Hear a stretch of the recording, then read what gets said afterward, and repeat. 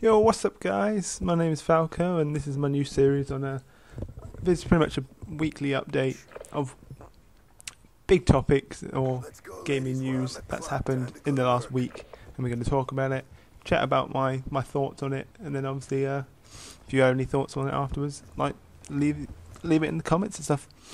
Right, moving on straight on to the big topics of this week. I think the main one, the biggest one, is the reveal of the PS4. And there's a few things that I've picked up on this. Is that although they didn't actually say, I think it should be coming out around about Christmas. I think that's pretty obvious. I mean, that's when they're going to get the most sales, and I think that's when Xbox is most likely to be releasing theirs as well.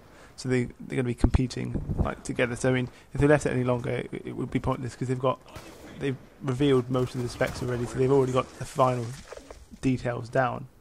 It wouldn't take them any longer. I don't think they've got much more to do on it, apart from maybe finish the final design of the PS4, seeing as they didn't actually show it in their reveal, which I think is a big. I don't know why they didn't, but maybe they just thought that wasn't as big an issue. I mean, because in the end, it could look like a PC. I mean, it's got the specs that they've given are pretty much specs of a high-end PC now. Although that might not impress PC owners, but for the daily gamer, I think that's actually it's quite good because they're quite expensive.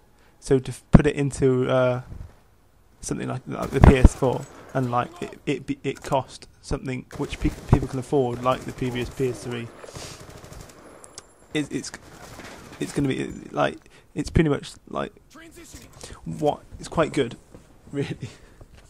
A few things that I've realised that it can that they mentioned that it will come with is that it ships with a headset. I mean, one good thing that it's good for is that people can now get involved in like chatting and like multiplayer games. People can be a bit more involved, and it'd be good. Like, I think it's quite a good idea because it can add another aspect to gaming, which I mean, a lot of people do own a headset now, but there are lots of people who don't. I mean, it is quite useful. I mean, yeah, I think it'd be a good idea. One big issue people will have found is that it won't be backwards compatible. But I mean, by that time, it would raise the price of you buying the PS4, and if you want to play PS3, PS2, PS1 games, I mean, it's by the time PS4 comes out, I mean, these other like consoles are just going to drop in price. So I mean, it won't be that hard just to pick them up anyway. So I never think that is that big an issue in the first place. The one thing that it will do, though, is download stuff for you that it thinks that you will like. So without you even asking it to, if it sees trends in the games that you're playing, it will take those trends, find games which it thinks are similar for you, download them. It'll be there ready for you to play. I mean, in one way that's good, because I mean, you might find games that you never would have thought of playing before. Another way, people might worry that it might start downloading and reduce. Let's say if you're playing online on COD, it might reduce your speed if it's downloading random things that you don't want it to. But that's just one issue. I mean, I'm sure they'll make it clearer during the time. Hopefully, you might be able to turn that thing on and off and stuff like that. And also, it will be able to play pre-owned games. I know there's been a big topic on that. That people were worried that it wouldn't. They're trying to take away people being able to play pre-owned games, which for the markets like Game and Game Station, obviously, without the sales of pre-owned games, I don't think they'd last. And it's also a good way for people who don't have kind of like the disposable income to just throw away. It's a good way for them to play like get games pretty much. Moving on to the controller. It's not that similar to the DualShock 3, I think. Apart from the touchpad that it has.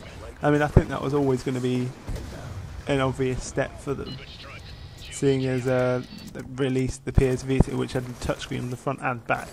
So I mean, it's like an obvious thing that they'd want to add it kind of in. I don't know what it would be used for. It might just be little gimmicks in game, but it's I'm sure it will be used like occasionally. But it's nice that they didn't go too drastic and change the controller completely. It's still got the kind of like essence of what people want is to get like gamers, and that's they want. That's the things they did show. The things they didn't were the cost, and the console that we talked about, and when it released. I mean, the cost, I think we're talking quite. It won't be cheap, but I don't think they're going to go too expensive because they would cut out the market. So I think it'd be more around. I'm thinking around 300 to 350 quid if the Wii U is anything to go by, because they're not going to make it too cheap, otherwise they'll be losing too much money in them. But that's all I had time for today, and I'm going to leave it there. So thanks for listening, guys, and if you have any comments, leave them obviously in the comment section, and I'll be back next week with some more gaming news.